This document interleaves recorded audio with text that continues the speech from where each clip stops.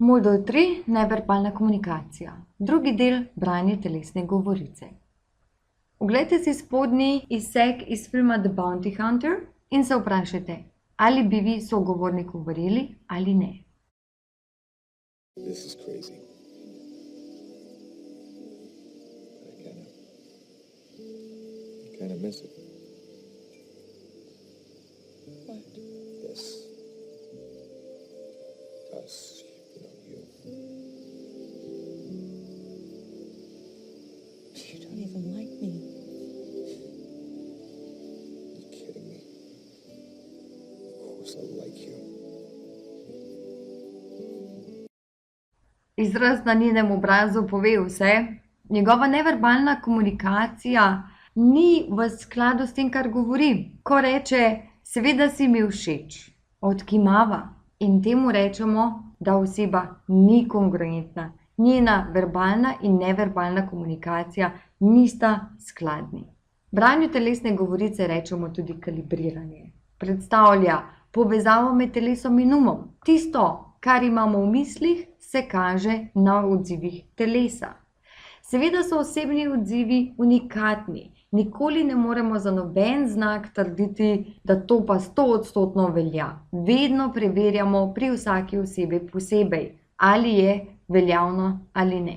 Pozorni smo na vsako spremembo vedenja. Ko je v obnašanju neka sprememba, ta sprememba nekaj signalizira. Seveda pa najpogosteje iščemo vzorce. To so znaki, ki jih opazujemo.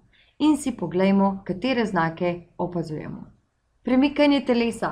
Naprej, nazaj, vstran. Ponavadi se ljudje premaknemo naprej, takrat, ko nas nekaj zanima, in se umaknemo nazaj, ko nam tema ni všeč, nas ne zanima in podobno. Premikanje vstran ponavadi pomeni, da se nagibamo k stvarem, ki so nam bolj zanimive, bolj všeč, lahko so to osebe in podobno. Potem praskanje. Pogosto se praskanje zamenjuje s tem, da nas pač nekaj zasrbi. Vendar, če se oseba pri neki informaciji popraska po očeh ali po ušesu, pomeni, da ji ta informacija ni všeč. Praskanje po glavi ponavadi signalizira razmišljanje. Ko oseba cepeta, binglja z nogami in podobno, torej ko so neki ponavljajoči se gibi, ponavadi pomeni, da oseba poskuša sprostiti neko notranjo napetost. Lahko je ta napetost posledica stresa, lahko je posledica dolgčasa ali česa podobnega. Kimanje in odkimavanje. Kot smo v videu lahko opazili, igralec odkimava takrat, ko bi moral prikimavati. Kimanje ponavadi pomeni strinjanje oziroma sledim ti, poslušam te.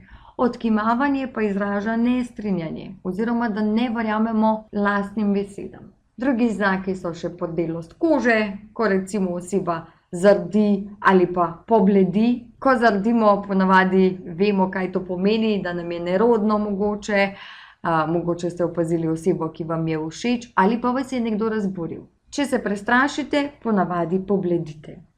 Opazujemo napetost kože in mišic. Predvsem na obrazu zategnjenost čeljusti, takrat je oseba mogoče besna ali pod stresom. Če je celo njeno telo zakrčeno, tudi ni ravno najbolj pozitiven znak. Velikost spodnje ustnice oziroma nabreklost spodnje ustnice nam nakazuje sproščenost osebe.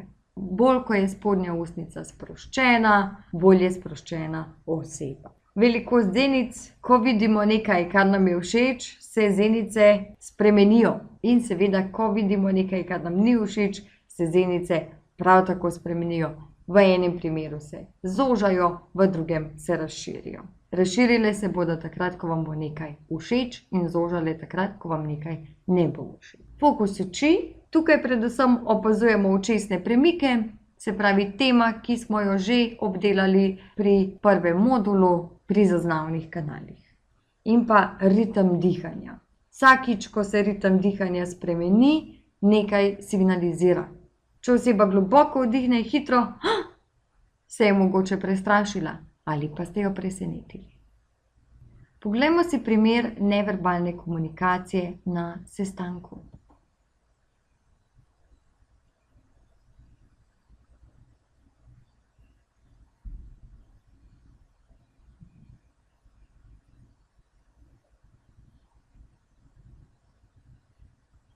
Obe osebi imata podobno telesno držo, s tem, da se ena naslanja nazaj na stol, druga na mizo za oporo.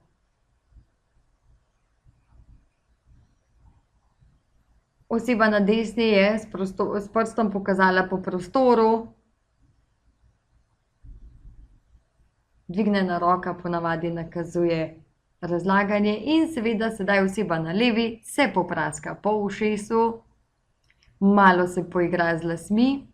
Vse to so znaki, informacija mi ni všeč, nestrpnost, neka mašila. To so fizična mašila lahko. Ko poslušamo, kaj se dogaja, kaj vse ljudje pokažemo.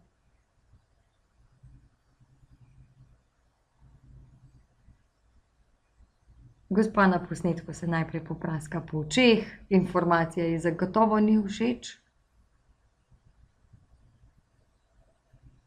Igra se z uhanom, sproščanje napetosti, mogoče se celo malce popraska po ušesu, kar pomeni ponovno, ni mi všeč, kar slišim. Pa poglejmo še drugo. Igranje s prsti, medtem ko posluša. Napetost, živčnost, mogoče ji ni všeč, da jo kamera snema, glede na to, kako pogleduje proti nam. In sedaj živčni nasmešek in seveda cepetanje z nogami. In sedaj je prekrižala noge in cepeta oziroma binglja z nogami. Tipični znaki za sproščanje napetosti. Poglejmo si še nekaj drugih znakov. Raztegovanje pulija ponavadi nakazuje na to, da osebo informacija duši, želi sprostiti dihalne poti. Slika spodaj, praskanje po obrveh, to je v bližini oči, mogoče pomeni ponovno, ni mi všeč. Če pa pogledamo celoten izraz na obrazu, pa pravzaprav vidimo zaskrbljenost. In na fotografiji na desni ena oseba se igra z nakitom, sproščanje napetosti, druga pa si grize nohte. Prav tako znaki za napetost. To so samo osnovne informacije o branju neverbalne komunikacije. Znakov je ogromno in pri vsaki osebi so malo drugačni. Opozarjam vas, nikoli ne sklepajte, da en znak velja za vsako osebo. Če se oseba na primer ves čas praska po očeh, ima mogoče težave s kontaktnimi lečami, mogoče ji nagaja maskara ali pa ima prehlajene oči. Nikoli ne sklepajte na podlagi le enega znaka, da veste, kaj se z osebo dogaja. Informacije vedno preverite. Če pa se isti vzorec ponovi enkrat, dvakrat, trikrat pri isti informaciji, pa lahko z 99% zanesljivostjo potrdite svoje opažanje.